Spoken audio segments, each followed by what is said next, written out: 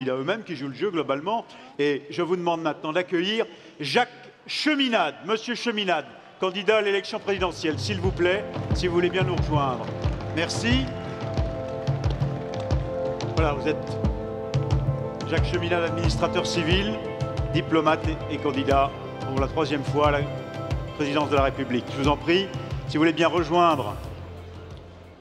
Vous le savez, les règles du jeu. Nous sommes presque au bout, mesdames et messieurs, de cette matinée. François Fillon conclura dans quelques instants. Mais d'abord, monsieur Cheminade, vous avez 10 minutes avant de répondre à nos questions. Je vous en prie. Madame la Présidente, Mesdames, Messieurs, je suis ici parce que l'agriculture, quelles que soient les détresses d'aujourd'hui, l'agriculture est espérance et élan vers le futur. Ce grand métier d'avenir devra alimenter 10 milliards d'êtres humains d'ici 2050. Nous sommes bien placés pour y prendre notre part, chez nous et dans le monde, pourvu que nous combattions la dictature financière à court terme, qui nous étrangle et que nous mobilisions nos forces pour une reconquête de nos marchés intérieurs et extérieurs, pour une politique de structuration des filières et d'innovation sans complexe dans tous les domaines. Rendons justice à ceux qui exigent justice pour leur travail et qui travaillent 14 heures par jour. Tout d'abord, personne n'ignore que le temps de la production agricole n'est pas celui des marchés financiers qui spéculent à la micro ou à la nanoseconde.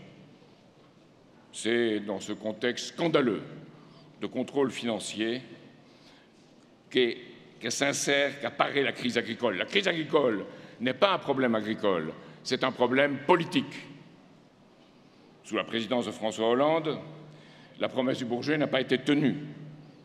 Les répercussions de cette soumission financière ont été particulièrement injustes et humiliantes dans notre domaine agricole. Mon projet veut d'abord qu'on relève la tête, interdire aux mégabanques de proposer à leurs clients des placements par nature spéculatifs sur les prix des matières premières agricoles, multiplier les circuits courts, comme à Colmar, par exemple, cœur paysan, afin de couper les ailes aux vautours financiers pour qui la terre n'est pas un milieu vivant, mais un support à leur spéculation insensée. Organiser un moratoire et une vraie restructuration de la dette des agriculteurs et rétablir en même temps les conditions pour des prix garantis, des prix planchers garantis, correspondant à ce qui est nécessaire à une exploitation pour vivre, rembourser ses emprunts avec des moratoires, et investir. Négocier avec les pays des BRICS la mise en œuvre d'un nouvel ordre économique mondial gagnant-gagnant, sans réticence ni complaisance. Lever aussi dans ce contexte, bien sûr, les sanctions contre la Russie, en exigeant en contrepartie de leur part de lever leurs contre-sanctions et d'acheter notre viande et nos produits laitiers. Même type de relation avec la Chine, exigeons une place dans le poste de pilotage en promouvant nos intérêts sans cesse. Ne pas passer d'accords internationaux comme TAFTA ou CETA, sacrifiant les fondements de notre agriculture, tout en n'ayant en même temps pas peur du monde. En nous battant pour des accords internationaux qui soient justes, respectant la qualité de notre nourriture, qui est exceptionnelle dans le monde. Et il faut de plus en plus en convaincre nos dirigeants. En bref, ne pas avoir peur du reste du monde, mais en se battant de toutes nos forces contre sa financiarisation, pour un monde plus juste, dans lequel l'agriculture tienne toute sa place. Si l'agriculture est un domaine stratégique, comme on dit, soyons sérieux. Prenons-le en compte stratégiquement, avec une stratégie cohérente de combat. Voici le cadre, donc, politique général de mon projet. Je crois qu'il faut commencer par là, sans ça le reste, c'est de belles paroles. Les implications dans le domaine agricole direct. Premièrement, arrêtons d'opposer les agriculteurs de différents types d'agriculture. Il y a place pour tout le monde et il y a complémentarité. La permaculture, le laboratoire même, l'agriculture biologique et biodynamique, l'agriculture raisonnée et notre agriculture de grande surface ayant sa vocation exportatrice.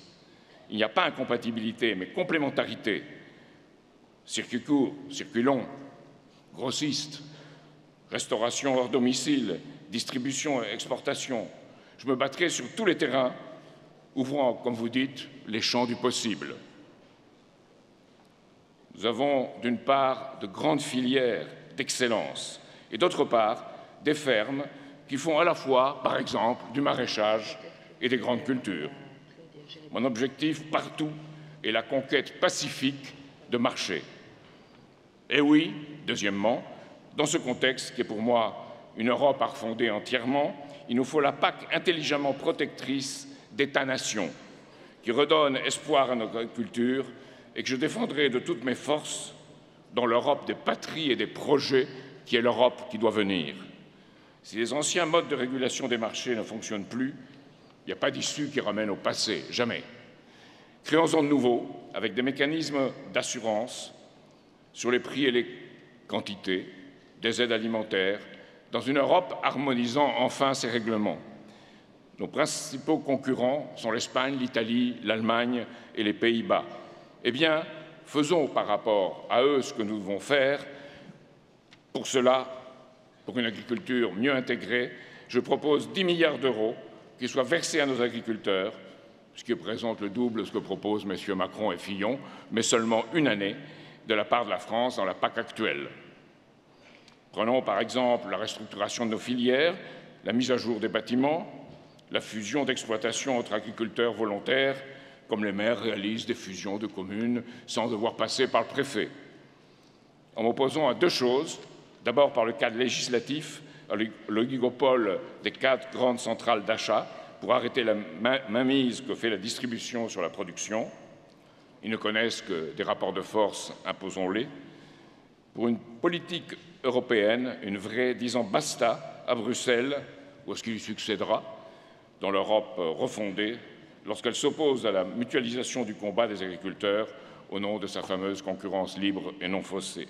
Troisièmement, conquête, protection intelligente, avec ce troisième pilier, plus important encore que l'innovation.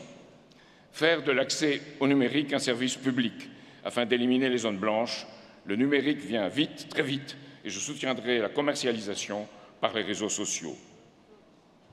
Favoriser la robotique là où elle s'impose pour réduire la pénibilité du travail tout en diminuant les traitements phytosanitaires. Yaos, par exemple, vous l'avez vu avec ses capteurs embarqués pour désherber l'exploitation dans le maraîchage. Je suis convaincu que pour avoir à la fois des robots et des cultures bio avec une traction cheval, parce que la réalité est plus riche que les caricatures, l'agriculture 3.0 est bien notre réalité, rendons-la humaine, c'est cela le défi. Favoriser les drones, évidemment, qui permettent d'établir les plans de fumure, et vous connaissez tout le reste. Je vais aller plus loin, quitte à choquer certains. Nous devons sauver nos semenciers et ne pas bloquer les recours au NBT, les fameux New Breeding Technologies. Nous ne devons pas, pour ces technologies, suivre la législation OGM et au contraire avoir des brevets, une certification d'obtention végétale, le fameux COV. Il y a une bonne nouvelle, c'est que le rapport de l'Office parlementaire d'évaluation des choix scientifiques et technologiques vient de nous dire que ces choses ne sont pas des OGM, que les produits par croisement sexué et les produits qui ont été obtenus par la mutagénèse, sans qu'il y ait d'éléments étrangers, ne sont pas des OGM.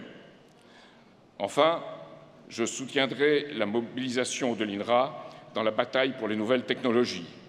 D'abord, par tous les progrès qui sont faits dans l'étude et l'application des interactions champignons-bactéries-sol, les micro-organismes bénéfiques aux plantes. Vous savez, ça a été fait pour les fraises avec un grand succès. La maîtrise raisonnée de ce monde qui grouille sous nos pieds, c'est aussi l'agriculture du futur que je défendrai. Ensuite, associer l'INRA aux semenciers dans la recherche de nouveaux systèmes à l'échelle du moléculaire pour échapper aux monopoles mondiaux. Et tout de suite, pour défendre notre terrain, je me battrai pour une fiscalité améliorée, permettant, et c'était votre proposition, et je la pense tout à fait juste, de faire des réserves défiscalisées et pas soumises aux cotisations sociales quand ça va bien, pour ensuite être fiscalisées lorsqu'elles doivent être réinjectées dans l'entreprise quand ça va mal.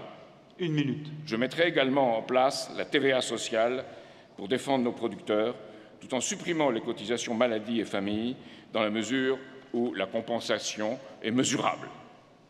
J'aurais encore beaucoup à vous dire, mais pour conclure, je dirais, comme je me bats, donc je suis optimiste.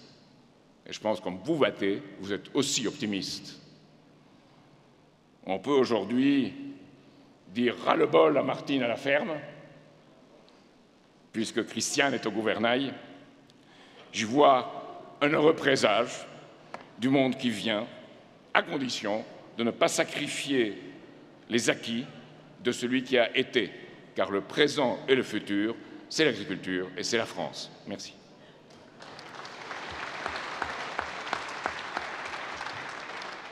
« 10 minutes tout rond ». Merci Jacques Cheminade. Alors, première question, Jérémy de Serle, qui représente les jeunes agriculteurs, le président des jeunes agriculteurs. Monsieur Cheminade, j'aurais une question. Comment souhaitez-vous régler ou traiter la question du renouvellement des générations en agriculture? Alors à la fois l'installation des jeunes, comment souhaitez-vous accompagner ces porteurs de projets qui sont encore nombreux, ou en tout cas il y a un potentiel de jeunes, notamment dans les écoles d'agriculture, qui souhaitent venir dans le métier. Comment souhaitez-vous, comment proposez-vous d'orienter les politiques pour ces jeunes? Et aussi la transmission qui sera un des enjeux importants pour ces 10 prochaines années. Comment souhaitez-vous aussi de ce côté-là accompagner les cédants? Et on a parlé pendant nos 2 jours de congrès FNSEA du statut d'agriculteur professionnel. C'est quelque chose que nous souhaitons mettre en place rapidement avec donc les candidats et le prochain président de la République. Est-ce que c'est quelque chose qui vous paraît être une chose utile pour faire reconnaître un peu mieux le métier d'agriculteur? Alors c'est une question dans plusieurs questions. Je dirais d'abord qu'il y a un esprit qu'on connaît peu et qu'on a peu fait connaître en France, c'est celui des maisons familiales rurales. Parce que là, il y a une attention qui est donnée à la personne. La famille, l'école, la vie sociale sont intégrées dans les maisons familiales rurales. Et c'est de ce point de vue-là qu'il faut voir l'agriculture et l'accès des jeunes aux exploitations. Bien évidemment, dans ce que je défends, avec une banque nationale, une banque qui est une banque pour l'investissement, il y aura un secteur agricole qui prêtera aux jeunes en fonction de leurs projets. Et il y aura de véritables, je pense, incubateurs à avoir pour former de jeunes agriculteurs en relation avec les maisons familiales rurales. Donc, en ce qui concerne la transmission, évidemment, je suis partisan qu'elle soit, pour ce qui est entreprise, et en particulier, évidemment, pour les exploitations agricoles, réduite à 0 lors de la transmission, pourvu qu'on garde l'exploitation pendant 10 ans. Donc, c'est un accord, et c'est un accord pour le futur qui doit être gagnant-gagnant. Enfin, oui, tout à fait partisan du statut d'agriculteur professionnel. Je pense qu'il y a des domaines en France dans lesquels il faut créer des statuts. Le statut de l'élu, qui touche directement aux communes et à la vie rurale, et les statuts des agriculteurs professionnels qui touchent à cette évolution de notre espace rural, de nos paysages et surtout de notre travail. Alors, 2 questions qui viennent de la salle. Votre position sur les problématiques d'eau et des dossiers environnementaux au regard de ce que vous avez dit sur votre soutien à l'innovation, vous l'avez bien décrit. Et puis, est-ce que tout simplement vous maintiendrez un ministère de l'Agriculture et de l'Agroalimentaire? Jacques Cheminade. Oui, je crois qu'il faut maintenir un ministère de l'Agriculture et de l'Agroalimentaire, à condition, comme pour la Banque nationale que je propose, que les forces vives de la nation y soient plus associées. La France est un étrange pays où vous avez quelqu'un comme Arnaud Montebourg qui avait créé les commissaires au redressement productif et qui avait nommé des énarques comme commissaires et pas des chefs d'entreprise. Je pense que le chef d'entreprise doit être actif dans ce ministère, consulté et plus consulté ouvertement encore qu'on ne le fait aujourd'hui. On a dit qu'il y avait une gestion paritaire avec la FNSEA et les ministères de l'Agriculture. Je crois que ce n'est pas vrai.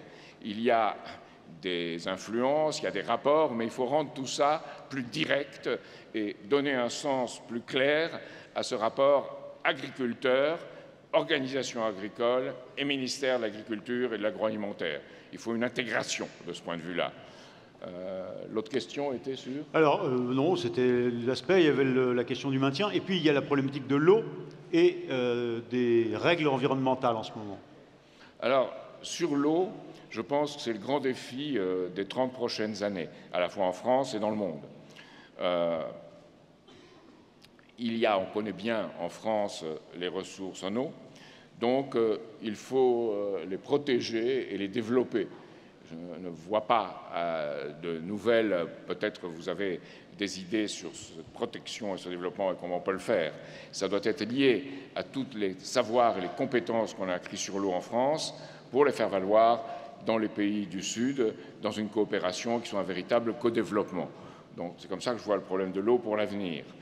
L'eau, aujourd'hui, on le sait, est une chose qui doit être mesurée à la fois pour ce qui est l'alimentation humaine, l'alimentation du bétail et en même temps l'irrigation.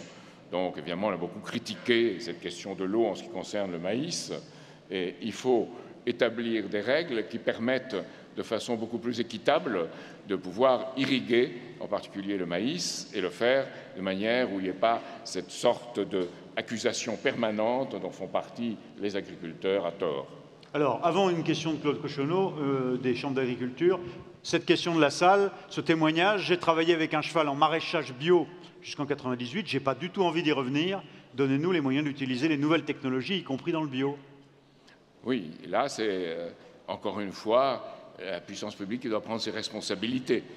Si vous ne prenez pas, si vous n'avez pas cela, ou si vous n'encouragez pas ces mutations dans l'agriculture, si vous n'encouragez pas les moyens par lesquels ces mutations peuvent avoir lieu, je crois que si on fait tout un travail avec l'INRA sur les micro-organismes, les champignons et les bactéries dans le sol, on peut faire des avancées qui dépassent de loin le cheval tirant pour le maraîchage son attirail pour la terre. Donc là, il y a une vision du futur et pas l'illusion qu'on peut revenir au passé. Ceci dit, si des agriculteurs veulent pratiquer le maraîchage bio et le faire avec un cheval, ou dans la vigne aussi, et pas utiliser les robots, parce qu'il y a le robot OSE pour le maraîchage, il y a des robots aussi pour la vigne, et là, il faut donner les moyens d'acquérir ces robots et de les utiliser sur un long terme avec des amortissements, une politique d'amortissement organisée. Taxer les robots me paraît une ânerie. Organiser l'utilisation de ces robots avec des mesures favorisant et leur achat et leur amortissement à long terme, oui. Merci. Alors, Claude Cochonneau, des chambres d'agriculture.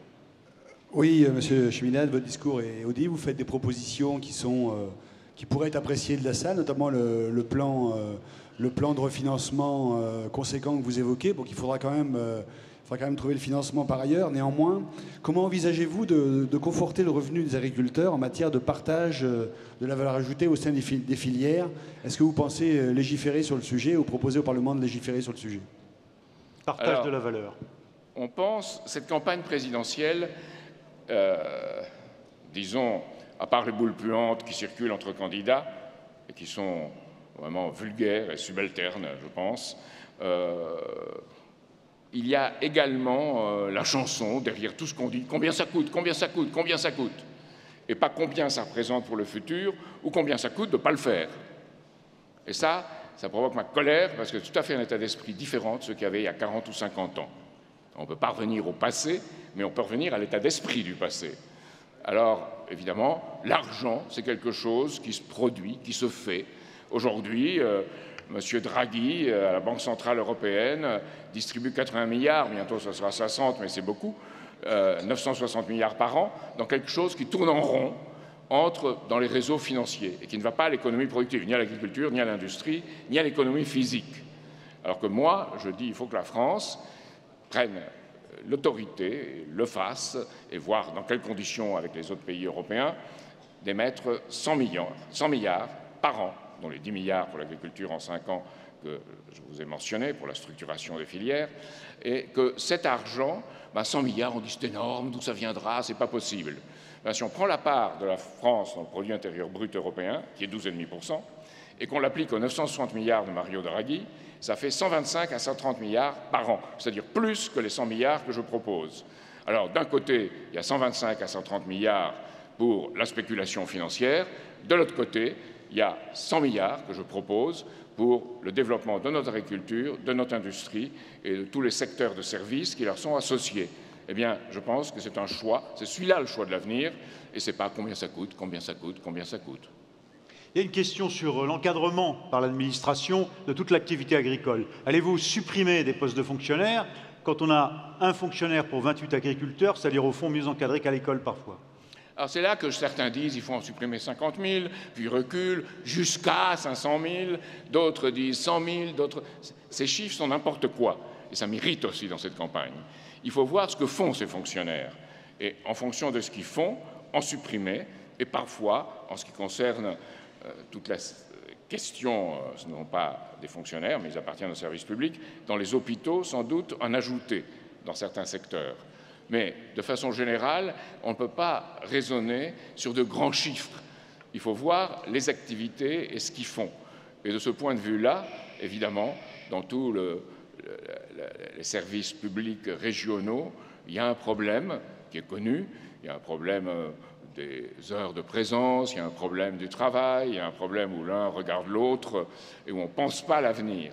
Et je crois que la pression que vous mettrez, vous, organisation professionnelle, sur les fonctionnaires, sera ce qui sera essentiel pour changer les choses, où le fonctionnaire ne verra pas sa place comme sa mission, mais verra sa mission comme développer les productions et ce que font les autres. On est dans une France où on se regarde les uns les autres pour souvent dire du mal les uns des autres, au lieu d'essayer de travailler ensemble. Et cette campagne présidentielle est l'exemple même de cette perte de temps. Au lieu de penser à ce qu'on va faire pour le futur, on pense à critiquer le passé ou à se blâmer les uns les autres. Et on ne voit pas, on ne propose pas un projet pour l'avenir. Vous savez, au moment où il y avait un plan, Louis Armand disait « Tout plan est un pari sur l'avenir ». Le pari aujourd'hui, c'est dans les marchés financiers spéculatifs, ce n'est pas sur l'économie physique, ce n'est pas sur l'humain. Il faut faire un pari sur l'humain. Et ça, ce pari doit permettre de, disons, animer, bousculer, développer notre fonction publique. Et à ce moment-là, on verra ce qu'on peut supprimer et éventuellement, dans certains cas, ce qu'on peut ajouter.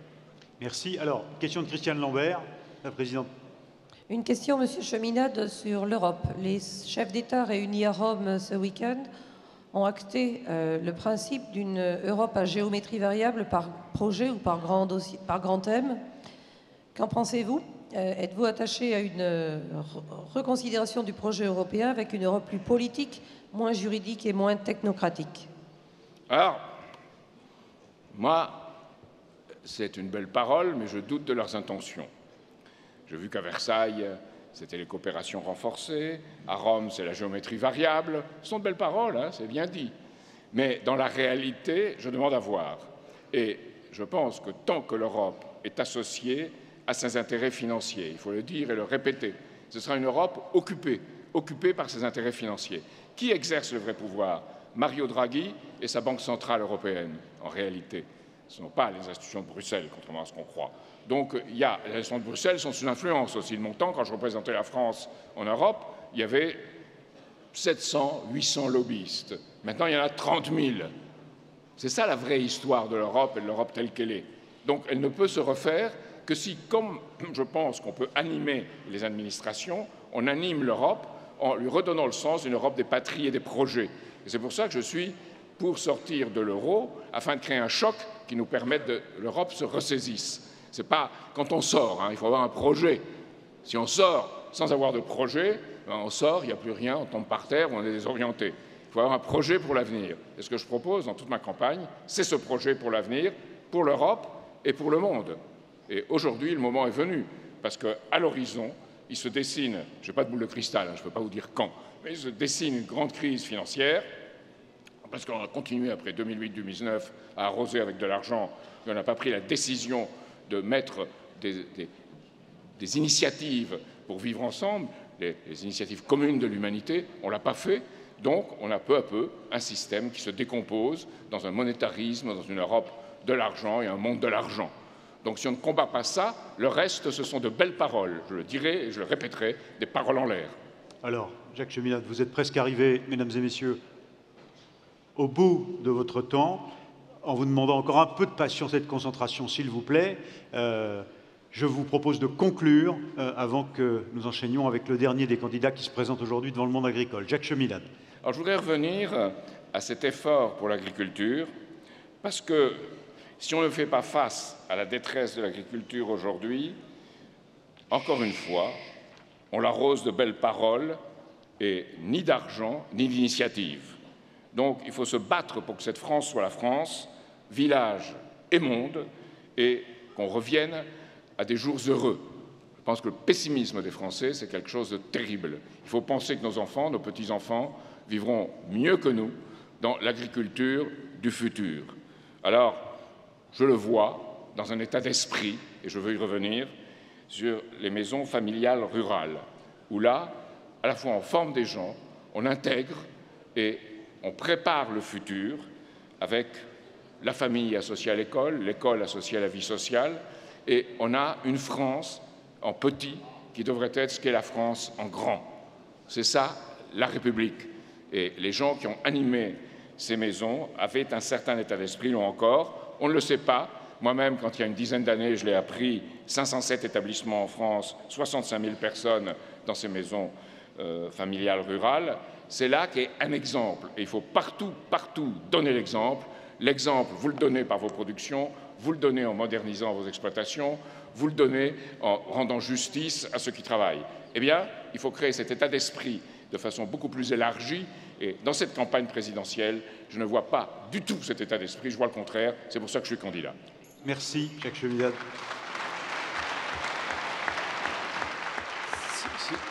Si vous voulez bien, merci de votre présence ici à Brest. Merci de